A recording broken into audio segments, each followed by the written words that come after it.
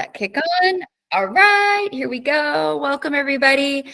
This is week 6, so we only have 3 more weeks and then the quarter is over. So it's coming really fast. So this week we're going to be working on module 9, lesson 3, supply and demand. And we're going to be working on the course arc, the notebook, and then there is a quiz. Okay, so there's no EverFi this week. Let's look really quick at though in Canvas, and let's just do a quick review of what is open to you to get done, because as we get closer to the end of the quarter, all of a sudden students start to panic, as they should, because you need to get your stuff in, right, and have a good grade. But where then my patience runs thin is when it's like people act like they have no idea what to do, okay? So which just is not true. So closing today, 9.1. Okay, so Tuesday the 6th.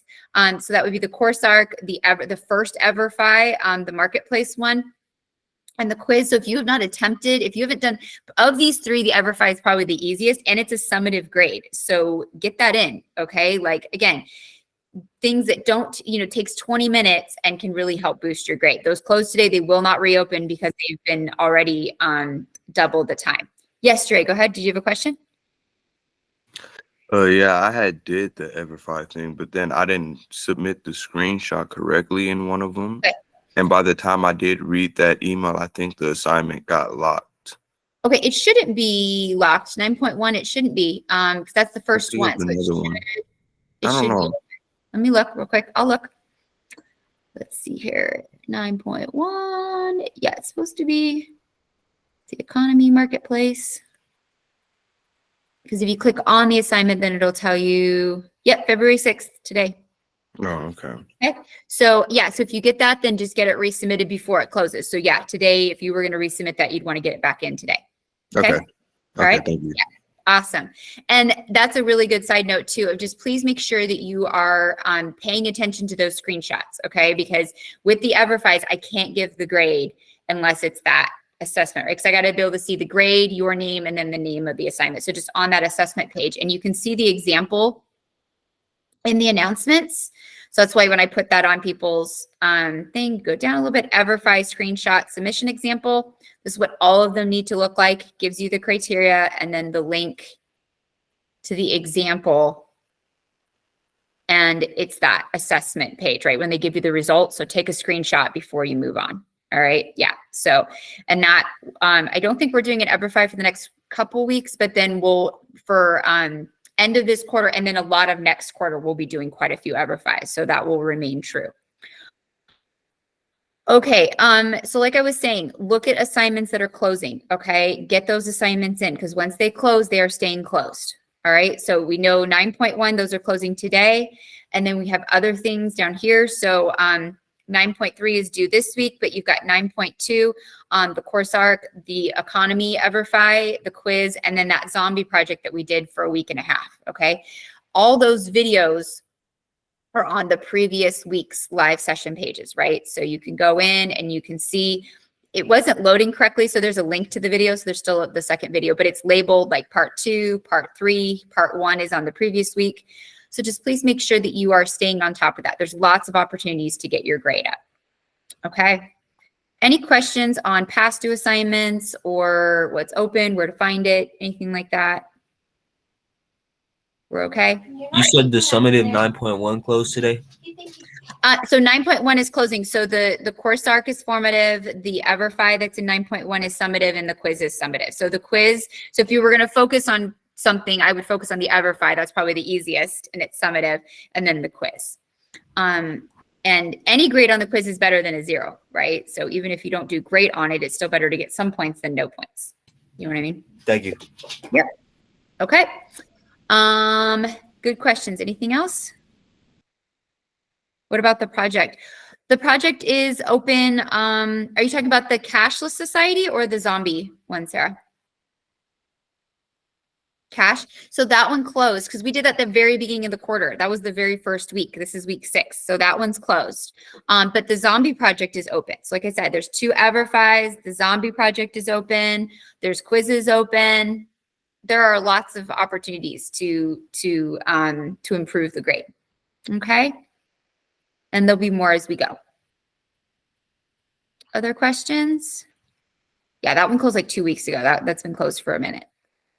All right, so our learning intention with supply and demand with 9.3 is understanding how the law of supply and demand explains the effects on prices and on quantity, okay? So price and so supply, and then so how much there is versus how much you keep getting access code. Okay, so you don't need an access code on those. So when it does that, you just need to refresh the page and it usually works.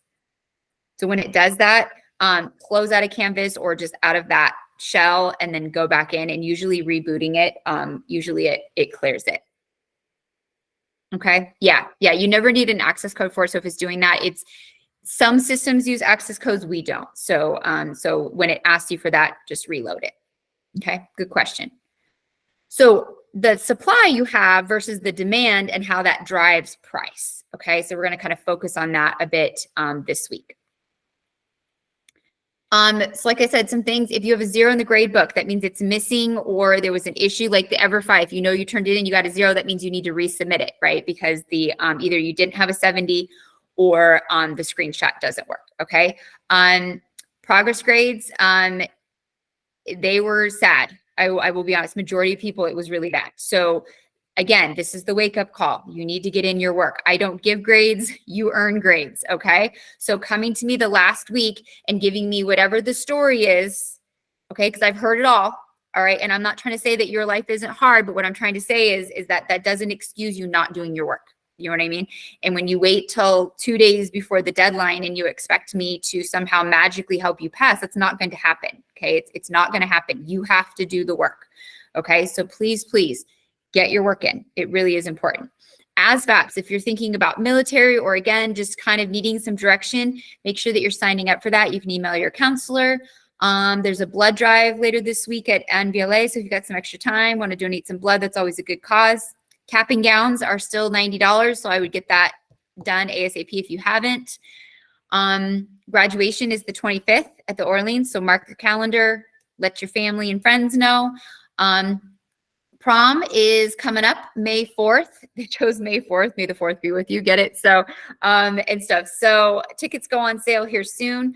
They're going to be $35 a person. And then when in doubt, message me. Yeah, let me know. And I can help you or redirect or look into something if something isn't seem right. Okay. So what product or service do you desire but feel there's a lack of supply? Either maybe it's hard to find or it's hard to afford. So what's something currently 17, 18-year-old world that you just really, really want or feel you need, but because of money or because it's hard to find, feel like you can't get it? I'm curious.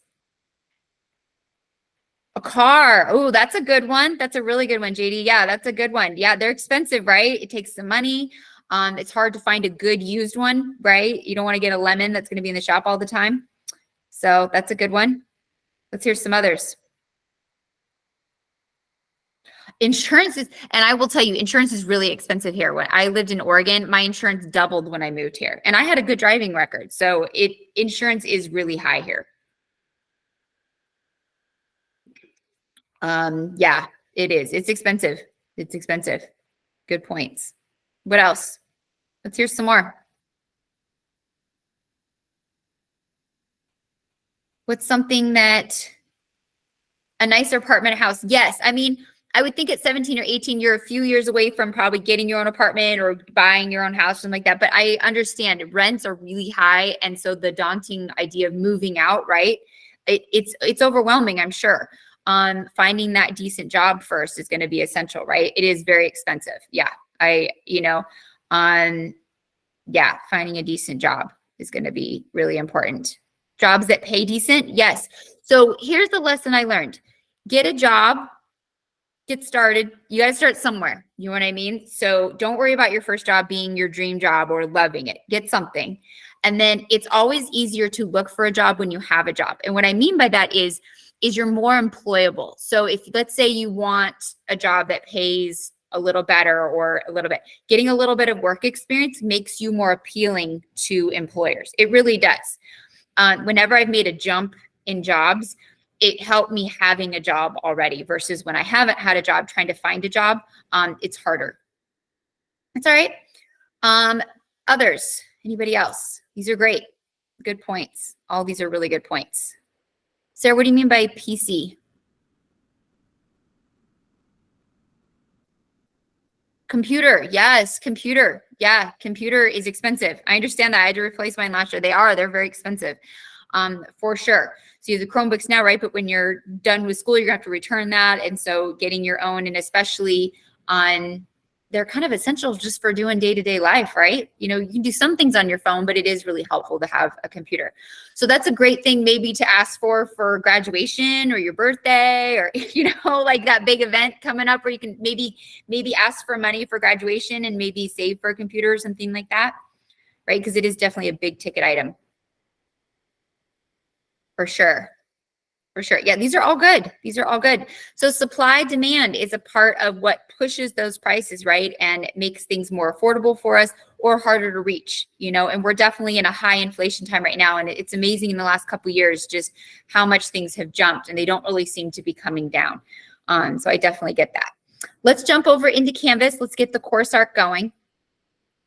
I was going to do a Nearpod, but I think we're going to skip it so we can get somewhere into this lesson today.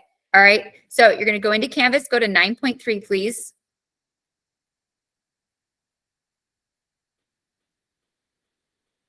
Okay, so we're going to go to 9.3, supply and demand. We're going to get the notebook open and then we'll get the course art going. All right, so you're going to click on and you're going to open the notebook, make a copy.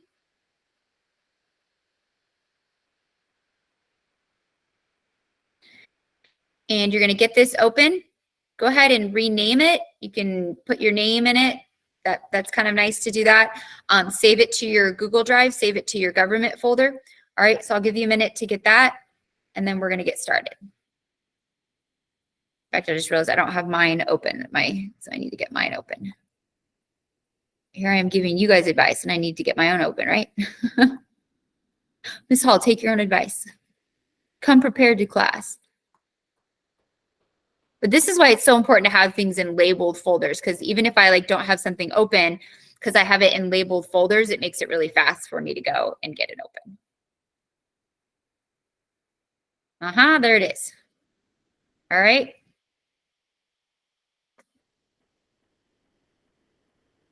You were able to do it? Okay, cool. Just maybe reloading the page. Great. All right, give me a thumbs up if you have this open, you're ready to go. Again, this is part of that opportunity cost, making good choices, right? If you are struggling with grades, first and foremost, doing work with us in class. We do majority of our work in class, right? The only things you really have to do outside of class are the quizzes, right? And those are 10 minutes. So when people complain, oh, I'm behind and da-da, it's like, we did it in class. So coming to class and participating, that's the key. And stuff is one big change that people can make that will help your grade go up. You know, it's really that simple. It really is that simple. All right. Awesome. Awesome. Okay. So now we're going to go in Canvas. We're going to go to the next page and we're going to launch the course arc. All right. So we're going to launch that. So I'll give you a minute, get that open.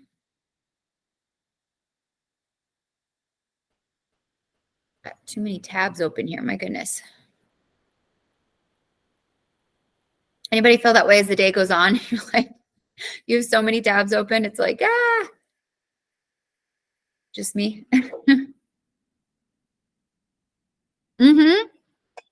Right? By the end of the day, I'm like, I have to go through and close stuff, you know? Like, I got too many tabs open here. Like having too many papers on your desk, you know, it's like digital chaos. Exactly. That's exactly what it feels like. It's like, you know, like I got to clean this up. I got to be able to kind of see, click on the wrong things. So yes. I know. And it's class too. Well, so last period I had a little time to grade. So every time I open a new one, it grades and stuff like that. And so I got to go through close, but yeah, I know it's only the second class. All right. Let's jump in. Let's do this. All right. So the objective, we're going to look at supply and demand, understanding how the law of demand pushes quantity and price.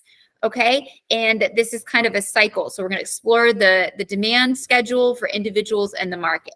All right, we're going to see graphs and examples of how supply and demand kind of are, opposites, but yet relate, okay, and directly go to one another. All right. We're going to go to introduction, and just like we've done before, then we're going to use, as we go through this, we'll use this to help us complete the notebooks. You're going to want to have both open in different tabs, okay? So our essential question is, how do we affect the economy? Which we do, right? What we demand dictates supply, which then impacts price, okay, and availability. So we absolutely are an essential part. We, meaning you and I, individuals, are an essential part of that. So we're going to grab that off the page and we're going to copy and paste, put it here. I'll throw it in the chat for you. And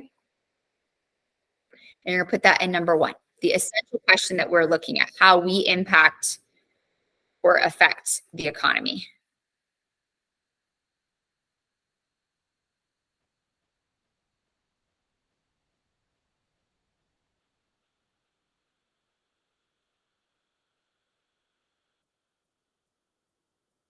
All right, let's keep going. Okay, so we're going to go to next. And we're going to look at the vocab, the key vocab. All right, so services, the actions or activities that one person performs for another. So I'm going to reset this, and as we go through, then we can answer this, okay? So services is the actions or activities that one person performs for another. So services, let's see, the actions or activities that one person performs for another. So you're going to move that over. Do this with me, all right? Because this is part of the course arc grade. So we literally do the course arcs in class. So this, and we do majority of the notebook, right? So these should basically be 100% for you. No ifs, ands, or buts, okay? These should be easy for you to do because we literally are doing them in class. All right, economics. So that's the study of how people seek to satisfy their needs and their wants by making choices, all right? Economy is not one of the key words. Entrepreneur. Entrepreneur is someone who opens their own business, right? Or a person who decides to take capital and services and open a business, the riskiness of it. 75% of businesses fail. So it's very risky, but the chance of reward keeps bringing people in. Factors of production. So the resources that are used for the goods and services. So factors of production, the resources that are used for goods and services. So we can put that up here. All right, let's keep going. Physical capital. So physical capital is the human-made objects used to create the goods and services. So the human-made objects, there it is. Keep going as we go. Human capital. So this is the knowledge and the skills of the workers through education and experience. That's not one of the matching ones, so we'll keep going. Trade-off, the act of giving up one benefit in order to gain another greater benefit. And I didn't think trade-off was one. Okay, opportunity cost. Just like right now, the most desirable alternative to give up as a result of a decision. So the desirable outcome by you not sleeping right now or playing video games or working on another class, the opportunity cost is to review this material, to get your course arc and your notebook done, or at least some of it today, to know the material so you'll do better on the quiz to improve your grade in class, right? That's the goal. The most desirable alternative when making those decisions. Cost-benefit analysis, the decision-making progress in which we compare the sacrifice and the gain. So we've talked about this before, the cost-benefit analysis, where you have so much money, there's 2 things you want. How do you decide which one you're going to buy, right? Maybe sometimes if it's on sale, what when I use more, which is a better deal? What have I wanted longer? What's more practical? What do I need versus what do I want? So there's a lot of choices, right? We can't have everything, so we make those choices through that cost analysis benefit. And then margin cost is the extra cost to add a unit. So whatever you're selling or the services you're providing. Okay, so go ahead and make sure that you register that so you get the points, and that'll tell you here in the corner. And then let's jump over into the notebook and we'll pull those same ones over, okay? So we do the vocab and then we do the definition in our own words, and I'll put these in the chat for you. So factors of production. So the resources that are used to make goods and services, so materials and people needed to produce goods. So you can copy and paste these over. Physical capital, so it's the human objects. So physical capital, that would be like the building, the machinery, the tables, like whatever your type of business is, the objects. If you have running a certain kind, maybe the computers you need, whatever objects or materials you need to perform the job. That's going to be physical capital. So the location, the elements to physically make that job or service possible. Opportunity cost, that's that trade-off, right? That you're choosing the most desirable, rewarding outcome as a result of a decision and what you're sacrificing. Everything's an opportunity cost. What you choose to eat. Are you going to eat healthy, or are you going to splurge and have, you know, something sugary or something like that? Are you going to take a nap, or are you going to go exercise? Are you going to save your money, or are you going to spend your money? Are you going to do homework, or are you going to play video games? Some of you are like, man, she's harping on the video games today. Well, we got to get our work in. So margin cost is the extra cost for one unit, for one item. So it could be one service, one food, depending on what the business is. So the breakdown of what does it cost to produce that service or that item or whatever it is that you are buying. And services, this is providing an action or activity for another person. Okay, so I'll give you a minute. Give me a thumbs up once you have that done. And then we're going to go back over into the course arc.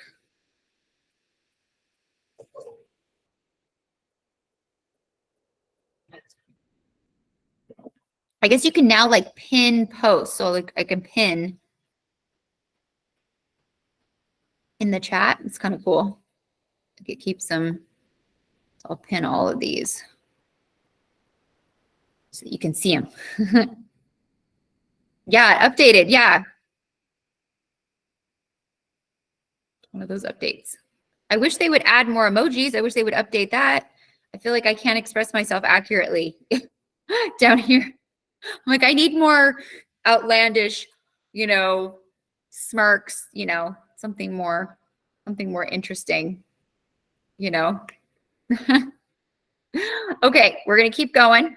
All right, we're going to go to demand because my goal is to get through demand today. All right, and then that will be a good stopping point. So the law of demand. So anyone who has ever shopped knows the difference between wanting to have something and being able to pay for it, right? There's lots of things we want, but can I actually afford it? Okay. So the law of demand. Demand is the desire to own something and the ability to pay for it. To have demand for a good or service, both these conditions must be present.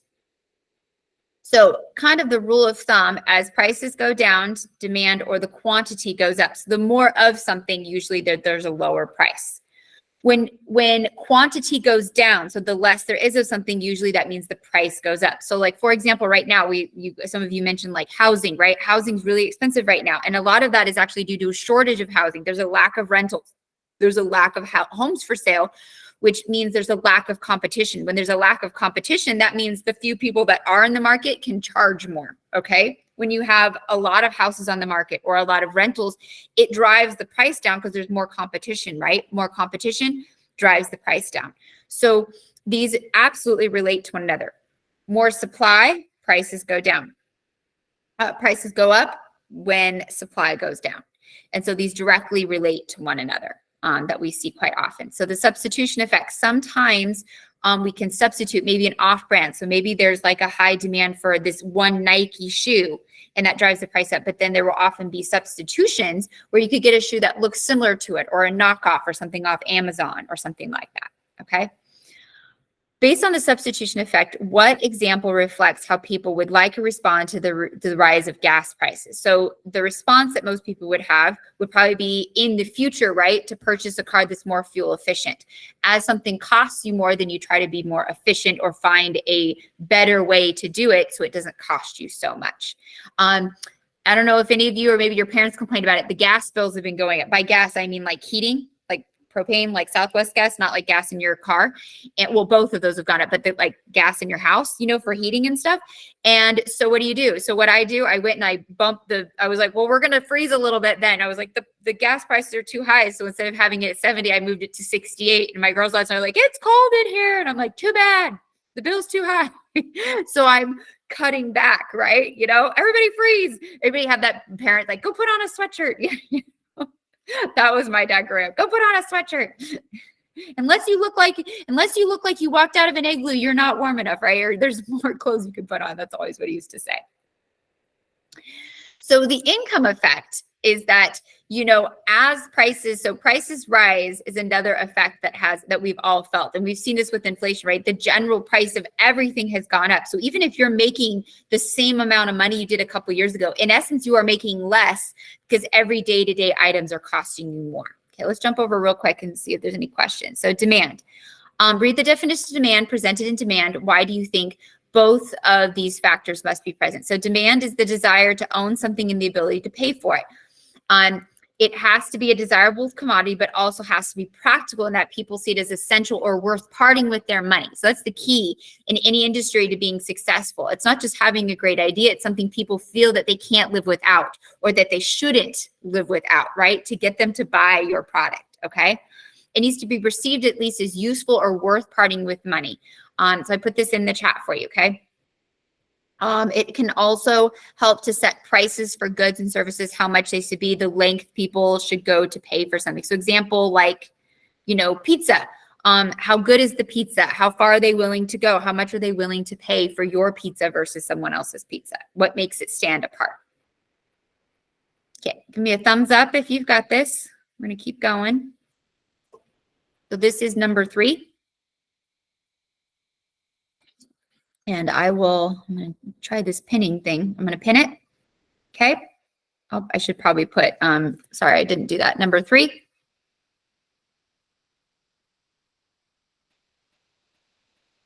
Okay. So they do a great supply demand example using Indiana Jones. Okay. So we'll watch this. How long is this? Yeah, we'll watch this and then we'll answer number 4 and then we'll be done for the day. Hey, how you doing, students? This is Mr. Clifford. Welcome to Econ Movies. Today we're going to look at the economics in Indiana Jones.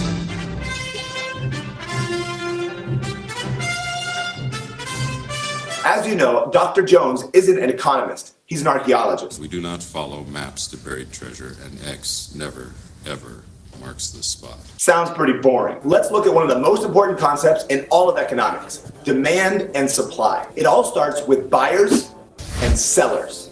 You bring me Nohachi. Here he is. This Nohachi's a real small guy. They come together to negotiate a price that works for both of them. The buyer wants to pay the lowest price possible, but the seller doesn't have to accept that offer. The diamond, Lau. The deal was for the diamond. Now, if the buyer really wants that product, he's going to have to increase the price to something that the seller is willing to take.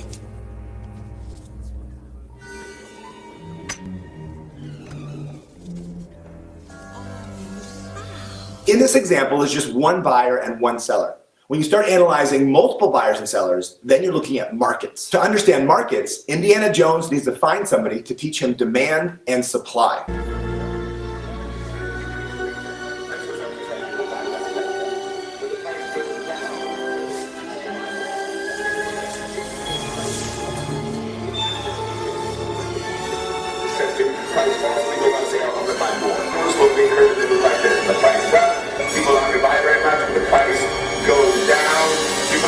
To learn about demand and supply, let's pick a market that we can analyze. So let's pick something like pet snakes. Snakes.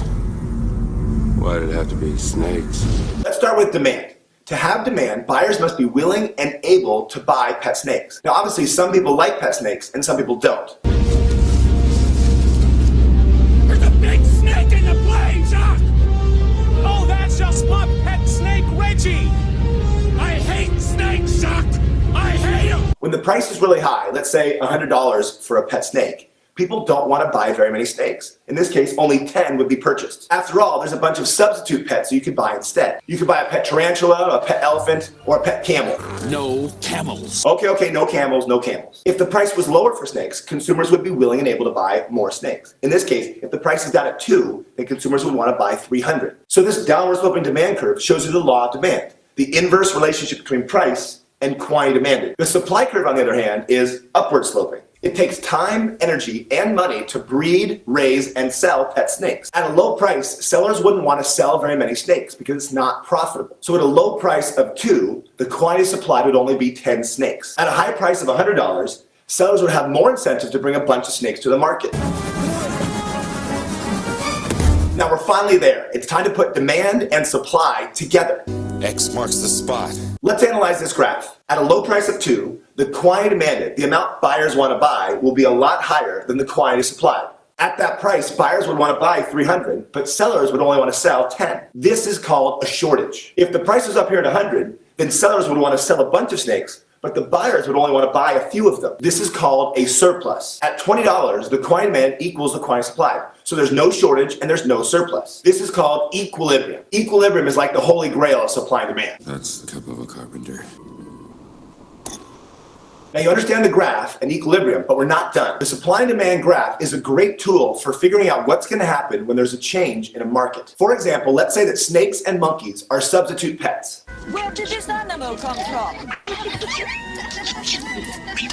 Now assume that the price of pet monkeys falls. How will this affect the price and quantity of pet snakes? It doesn't affect the supply curve for pet snakes at all. It affects the demand. Consumers that would normally buy pet snakes would now turn around and go buy more pet monkeys because their price is cheaper. This would decrease the demand for pet snakes, shifting the demand curve to the left. At every possible price, people are buying less pet snakes because they're buying monkeys instead. The graph shows the new equilibrium and the fact that the price and quantity will fall. Wait, why? Why does the price go down?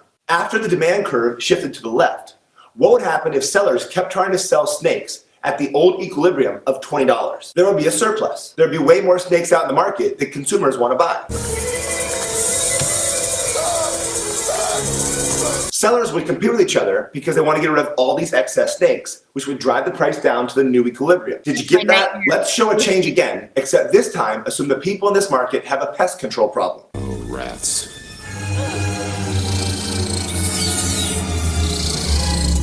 When people go to the pet store, they figure, let's get a pet that can help us get rid of the rats. What will happen to the demand for pet snakes? If you said increase or shift to the right, You have chosen wisely. the graph shows the new equilibrium and says the price and the quantity will both go up. Why does the price go up? After the demand curve shifted to the right, now the quantity demanded is way greater than the quantity supplied.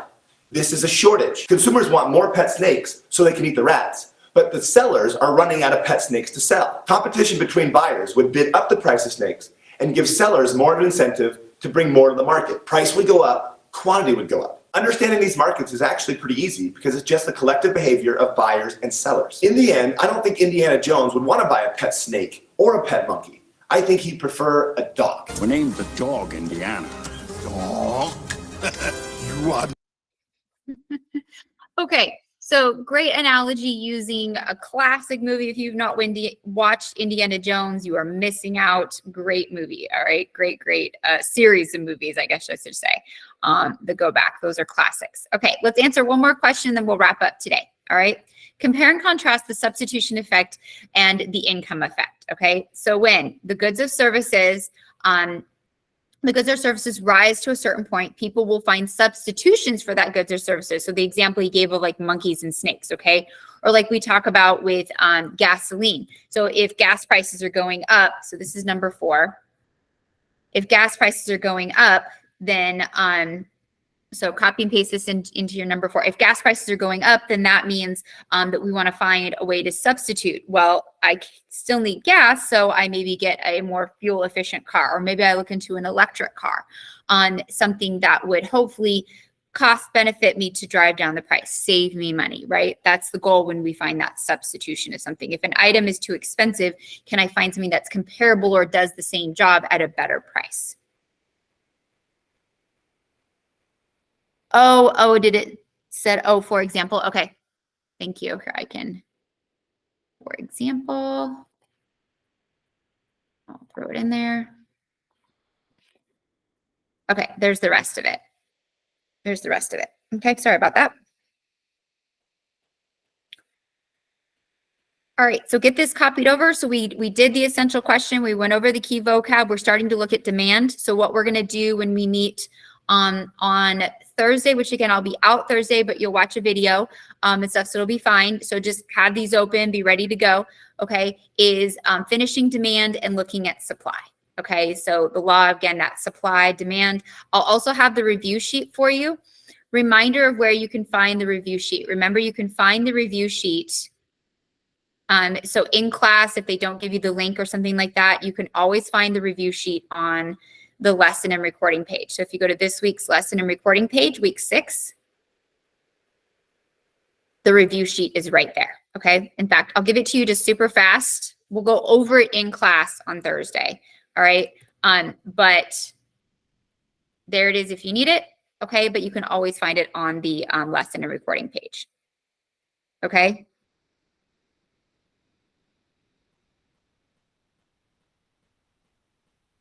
Does it have, oh, so the notes are pulled from the course arc, if that makes sense. And then the multiple choice questions are in the notes from the course arc. So basically I build the notes from the course arc. Does that make sense, Sarah?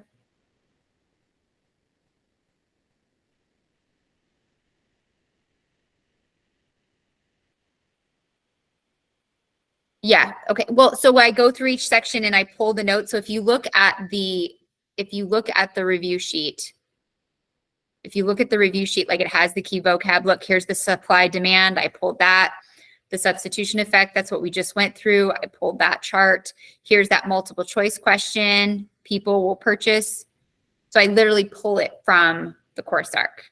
Okay, so you can always add to it if you want. I just kind of pick and choose what I think is most important and pull from that, and then pull those multiple choice questions that sometimes do show up or pop up on the quizzes, right? And stuff, but you are welcome to study it more and get more. This doesn't have everything. This is meant to be, yeah, like a good overview of notes. Okay. All right, so reminder, Zombie Apocalypse project that was due yesterday. So if you haven't gotten that in, get that in. Okay, the videos are posted. We literally did all of that in class. We started the course arc and the notebook, supply and demand. We got through number 4. All right, and so we'll continue working on the rest of the notebook at our next meeting. We'll finish the course arc. And I just gave you the link to the review sheet, but remember, you can always find it on the lesson and recording page. Okay, have a wonderful day. I will see you on Wednesday. If I see you Thursday, then I'll see you on video. Okay. Have a great time. If you need anything, you can still message me. I'll be available via email, but I will be back on Monday. All right. Thank you so much, everybody. Have a great day. Bye. Thank you, everybody. Thanks.